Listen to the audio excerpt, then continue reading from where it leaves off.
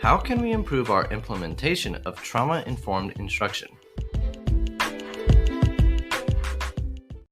We can improve our implementation of trauma informed instruction in classrooms from all levels. It can trickle down basically from the top, where if we can educate our policymakers on best practices and explain, give data, giving you case studies showing how trauma informed instruction actually helps inside the classroom to raise test scores. It actually helps to improve the classroom culture. It does wonders for all students, not just your students who are living in trauma, which we know is growing, especially with coronavirus, especially with everything that's going on with Black Lives Matters. We know that the trauma that these students are receiving is just increasing at this point, and it was already considered the number one factor that the CDC was concerned about. And so um, we know that we can improve it by educating our policymakers. If we can get our policymakers to understand the importance of trauma informed instruction, they will see the need to fund our classrooms, our schools to be able to implement this type of instruction well.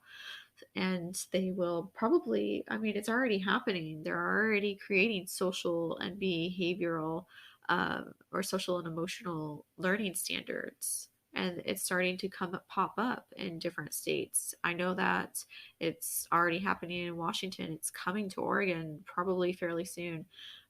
So like these policies, they are already in motion. It's just getting the right people to make it happen faster. Um, because if the state is taking the initiative at this point, whereas we need the nation to take the initiative. Um, Now, it's talking from a district level or a school level. The principal can provide professional development for teachers to become educated in trauma informed instruction, because we know that not all teachers, not even the majority of teachers, are well informed and well taught on this subject. I didn't learn any of this until I entered my master's program 3 years after. I mean, yeah, 3 years after my first day in the classroom. So I could have been using this information from the day I graduated with my teaching degree, but they didn't provide it to me. And I think that in itself is the biggest mistake any educational program can make, is just not arming our students with, I mean, our teachers with the tools that we need to help our students. Because as we know, if our students are not regulated, they are not learning. So by providing our schools with professional development, now I'm not talking about seminars that you sit in for one day. I'm talking about book studies. I'm talking about observations. I'm talking about mentorship between our master teachers and our teachers who need development. I'm talking about systematic change that actually supports change, because as we know, intellectual development is at a different level than action development, and what you understand intellectually can oftentimes be difficult to connect to your actions. And so they need scaffolding as teachers on this. So having the right leaders take the initiative is going to be essential. Um, from there, as from the teacher level, there are definitely things we can be doing to improve our classrooms using this type of instruction. It can inform our discipline plans, because we need to consider the purpose of discipline when creating our behavior management systems. Anna Berardi and Brenna Morton said in Trauma Informed School Practice, Building Expertise to Transform School, systems that use punitive responses to students' behaviors in an effort to help the child learn to make a different choice next time are ineffective, because they assume that the child knows of a more appropriate response and chose not to use it, and that the punishment will encourage a better choice next time. We also pointed out that because trauma informed does not mean giving children a free pass when they violate the norms of our classroom, um, or schools.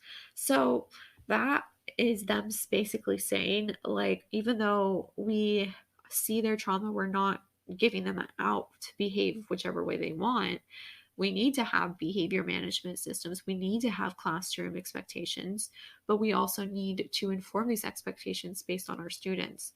And studies show that students with trauma in their backgrounds don't learn from punishment. So instead, we should view disruptions in the classroom due to behavior issues as learning opportunities.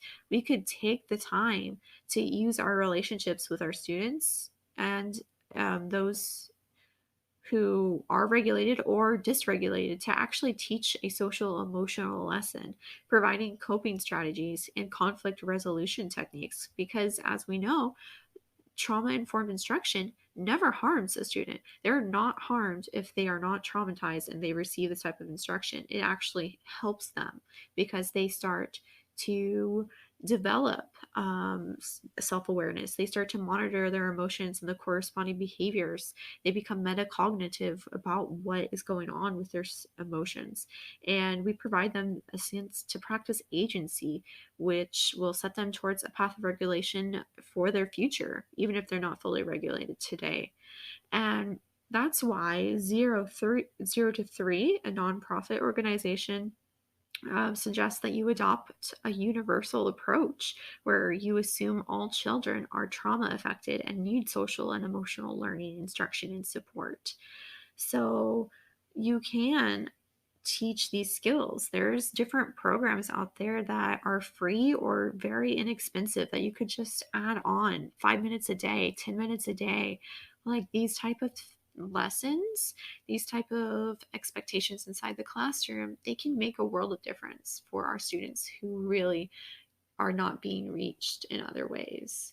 And as we know, with the hierarchy of needs, if we are not providing the sense of safety, the sense of community for our students, if we are not providing them with shelter and their basic needs, they're not going to achieve enlightenment. They're not going to achieve their full potential no matter what.